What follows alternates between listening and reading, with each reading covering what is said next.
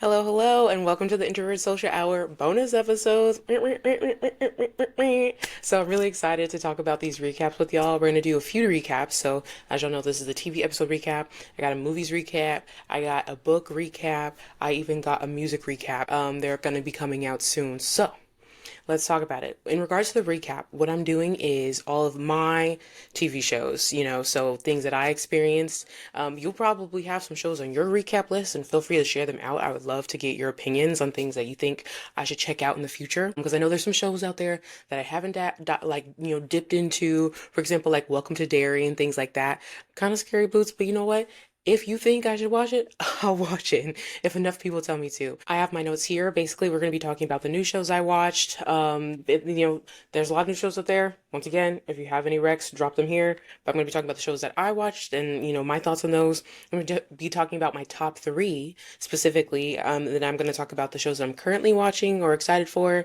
And then I'm going to be talking about what I'm excited for specifically for 2026. So let's go into it. Let's jump in. It's going to be like shorter episodes compared to like the regular episodes of the Introvert Social Hour. A few new shows on my list. Let me just drop them and I'll drop my thoughts as well. So I have Paradise Lost on not Paradise. I always say Paradise Lost in my head, and I'm like, no, Kayvana, it's just Paradise. I have Paradise on Hulu. I have Forever on Netflix. The Pit on HBO Max. The Hunting Wives on Netflix. I have Wayward on Netflix, and I have Beyond the Gates, which is like CBS, Paramount, which is a soap opera, which is a little different than everything else because like I get new episodes every single day, every single weekday specifically. In regards to my top three, I have Paradise is number one, number two, The Pit, and number three, Forever. So let's just talk about those. But before we do that, I will say in regards to The Hunting Wives, wild show, chaos galore, and yes, I am excited for season two whenever we do get that because I'm just so curious. Listen. I did it when I was doing my hair one day. I did watch it all in one day. And it wasn't what I expected. I very much jumped in just hearing people be like, oh, it's good. I didn't know what to expect. Wild time. I was very much like, oh my gosh, clutching your pearls. Like, oh my goodness. But I do want to see where it continues because shows that kind of throw you off, sign me up, right? In regards to Wayward on Netflix, I don't think it has been renewed and I don't think it will be renewed. But I would have liked to see a season two. I understand where people are coming from when they say like they're a bit confused on where Wayward was going or they're a bit like unsure of the show, like things aren't adding up and things aren't connecting. I do feel like if it was a show that had a season two, we would get there. But I definitely understand where people are coming from. Some people say that Wayward's supposed to be a limited series. I actually don't know that 100%. Um, so that's just something like I consider. But it was a good show. It wasn't a great show, but it had a potential to be great, which is why I would have liked a season two just to see where it went. And then Beyond the Gates is just like a little fun soap opera. I'm not a soap person like whatsoever, but when I heard about like an all black soap opera cast, like I was like, okay, sign me up. I'm intrigued. I want to know what's up. And I actually do like it. I'm behind right now, but the plan is to catch up. And when I catch up, I'll keep dropping my like updates that I do on YouTube and like on my TikTok and stuff. But I'm behind. But the good thing is, if I really have nothing to watch, I can always fall back to that because there's literally always episodes. But I'm pretty sure they will slow down for the holiday season. So Forever on Netflix. That is one of my favorite cutesy shows that I've discovered in the past few years. Um, it was just so like warm and fuzzy, but also like, listen, like the characters were going through stuff. Like the characters were also getting on your nerves. I felt like I was watching like two like little like siblings like figuring things out. Um, not obviously they're not siblings, like they're together, but like in a sense of like, oh my gosh, girl, like you're going through things, and oh my gosh, boy, you're going through things, and I want y'all to figure things out, and I know life is hard, and like, kind of like that, and I just really loved it. Fun fact, I did not know that Martha's Vineyard was like a thing like people like black people really like squatted up on. Like I really didn't know. Like they got a whole community. Oaks Bluff, yeah, forever taught me that. It's giving brokey, I know. I didn't know. But now I have a dream and I'm like, I want to go on Martha's Vineyard and be on Oaks Bluff and like experience life for a second there. It looks very peaceful, very chill, very calm, very demure. I'm excited for season two in regards to Forever also. I'm excited to see the two characters find their way apart. I think it's one of those stories where they're gonna need time apart from each other, especially in season two, like figuring out their college journey, coming back together at random points throughout the year, because at the end of the day, they're their families are still in the same areas, intertwined, like, holidays and stuff like that. And then eventually, like, finding their way back to each other, whether it is in college. I don't know how they just are deciding to do Forever. So if it is like Forever season two is the entirety of their college experience, then hey, maybe they do find themselves back to the end of college. Maybe they don't. I don't know. But I just know I'm excited to see where they go. It was a very cute, a very real story. We don't get a lot of Black love stories, so I felt like that was very important. Representation matters. I think especially for teens too. They don't really have a lot to look on right now, to be quite honest. So I feel like it was appreciated by them, but it was also appreciated like by adults too, who were like, yay, like they finally have something, and then like we have something to like look on and like appreciate too. Like little cute, like, teen love. And then we have The Pitt. So The Pitt did their big one. You know what I'm saying?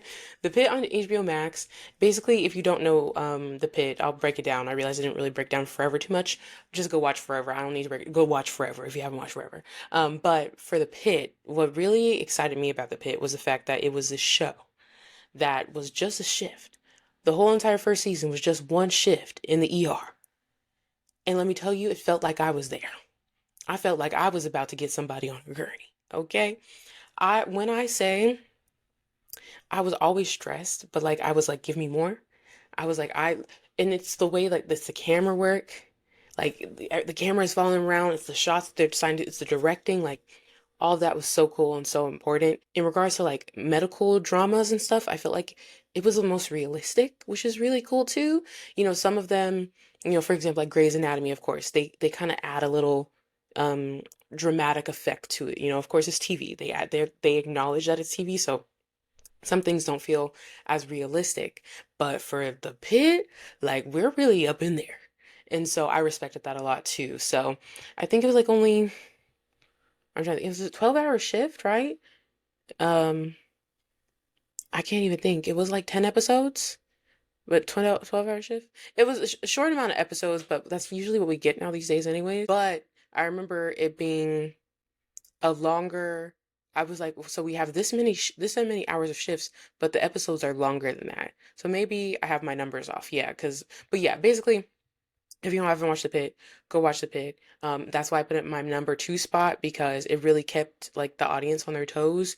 It's different than what we've had. We've had a lot of medical dramas, and for you to come out the box and be different than other ones and not feel the same is also a really good point. You know what I'm saying? So shout out to them. I'm really excited for season two. Season two comes out in January.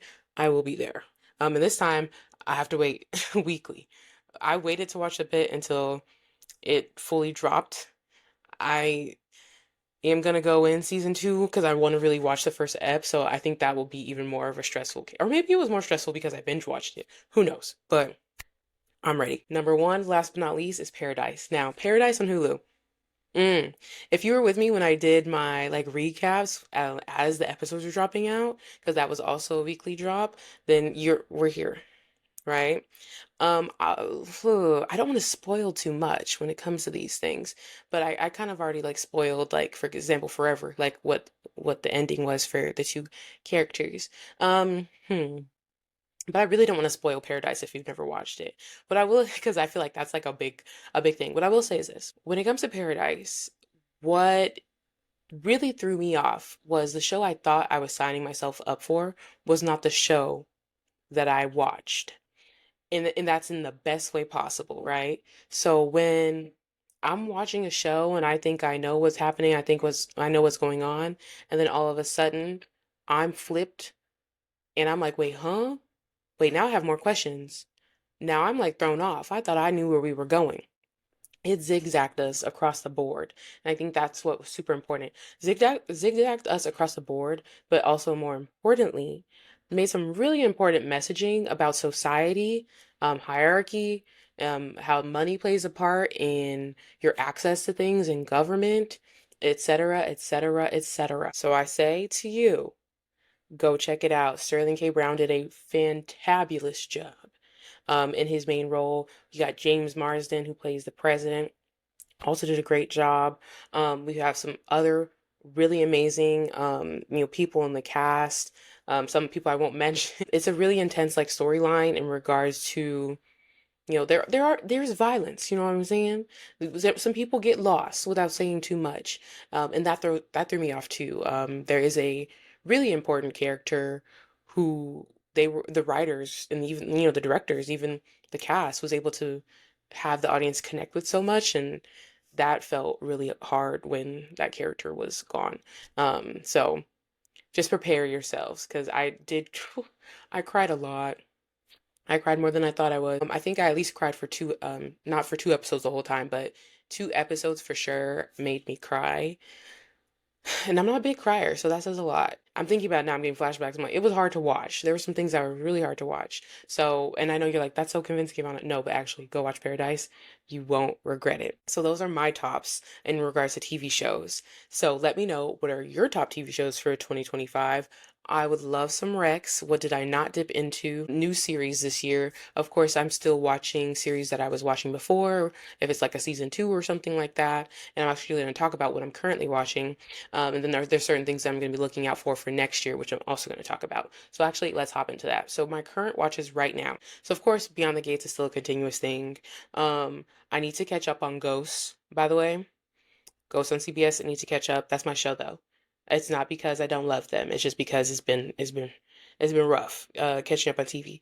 I have Percy Jackson. I started watching that already, so I'm very excited to see where we go from there. I can't believe it's been 2 years. So my brain had to like recollect. Like I feel like 2023, I was different. You know what I'm saying? Like I feel like I'm like, oh wow, I'm watching the show and like I remember what life was like when I was watching season one. Like this is so interesting to me. But yeah, like I think that's just where we are right now with TV. Like it's weird to get normalized to missing a show because it's not going to come back every year, you know?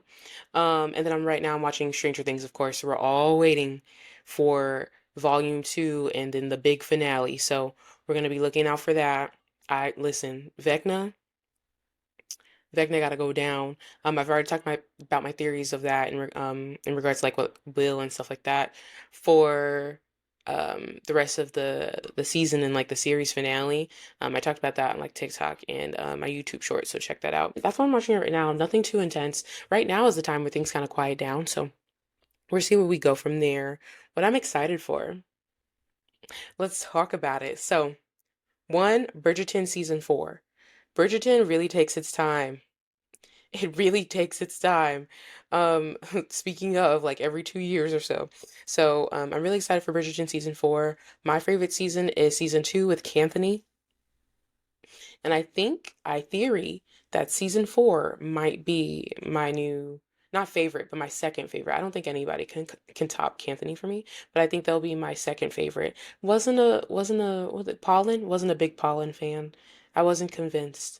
Like I always knew that they were supposed to be like, friends to lovers kind of thing, but I was like, it was an okay season. I am also really excited for Eloise's season. I hear that her story is pretty fun. Um, but yeah, we'll see. But I'm really excited. I feel like this is a long time coming as a Bridgerton fan. I feel like when did season one come out? Like 2020 or something like that? Like it's been a long time coming. Whenever it did, I've lived so many lives since then, okay? I talked about it already, but Paradise season 2 that comes out in February.